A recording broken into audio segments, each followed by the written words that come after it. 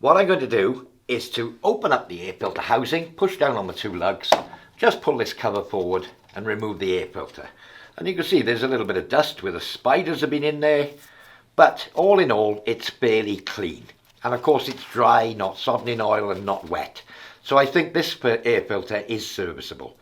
If you find your air filter is really dusty, you can blow it out with a can of compressed air or a compressor if you've got one. Obviously not blowing it too hard that you're going to destroy the paper.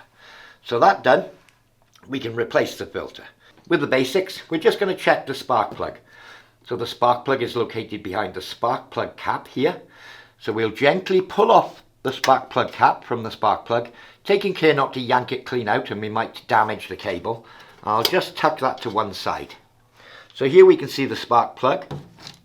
I'm going to take my spark plug spanner and remove the spark plug by rotating it anti-clockwise. There we are, and that reveals the end of the spark plug. Now, if the spark plug is particularly black and fouled, then there's a good chance you may need to replace the spark plug, or certainly give it a good clean with a soft wire brush. This spark plug looks fairly serviceable as it stands, so we know that the spark plug isn't fouled and I can replace the spark plug. To check the oil level. Now ideally we'd take this opportunity to give it an oil change. So that said, let's just check the oil level. I'm going to take the dipstick out, give it a wipe, place it in the hole. I'm not screwing it down. Lift it back out, and I can see here the oil level is very low. There's not much engine oil in it. So what I'm going to do now is show you how I would remove the oil before we start to use it, to show how the oil could be drained easily at home. So the simplest way to change the oil, or to drain the oil, now normally you do this when the oil is hot, but with this being in the beginning of the season, we don't really want to run it when we may still have stale fuel in it. So what we're going to do is remove the engine oil. So there's very little in this, but what I would do is put it on the edge of a table as I've got it here and tip the lawnmower over. You may need some assistance with this. So I can tip the lawnmower onto its side, and as you can see, with a suitable container I could drain the oil out of the machine.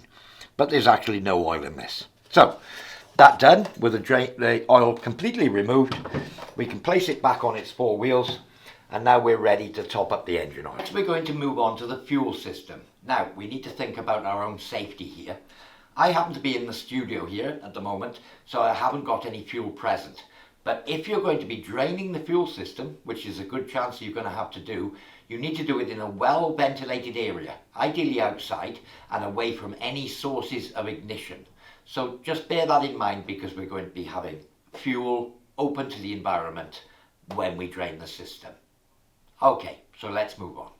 So of course we don't want to be releasing large quantities of fuel here, so the best thing to do is to remove the fuel filler cap and just take a look inside the tank and make sure that it's not full of fuel.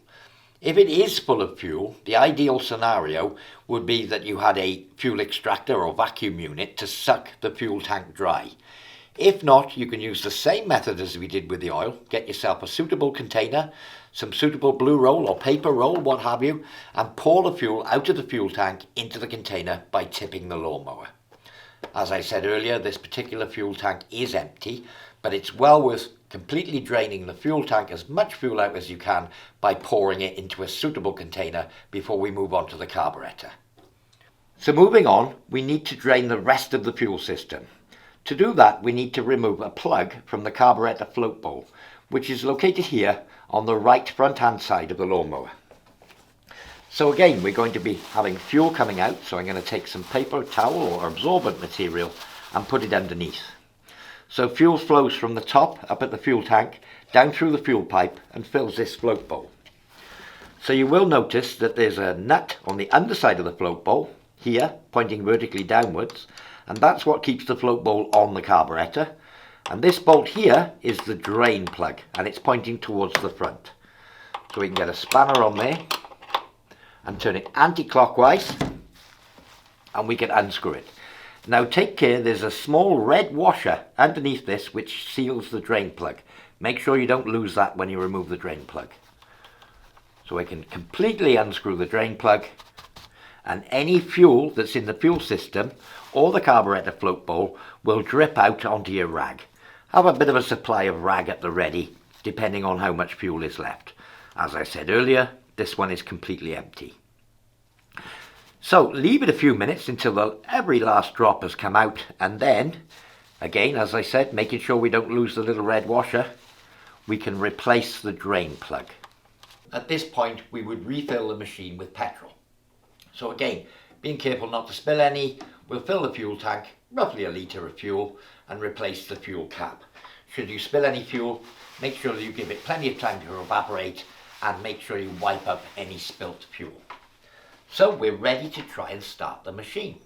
So having done the air filter, the oil change, drained the fuel system, refilled with fresh fuel, and checked the spark plug, we're going to attempt to start the machine. So the scenario is here that either the machine won't start, or the machine does start but runs extremely erratically and not a healthy sound coming from the engine. Then there's a good chance that we do need to clean the carburetor. I'm not going to go into cleaning the carburetor in this video, but there is a whole other video that specifically shows you how to clean the carburetor on your Hyundai lawnmower. Well, I do hope you found this demonstration useful. For more information on this or any of our other products, visit www.hyundaipowerproducts.co.uk. I've been Adrian, and happy gardening.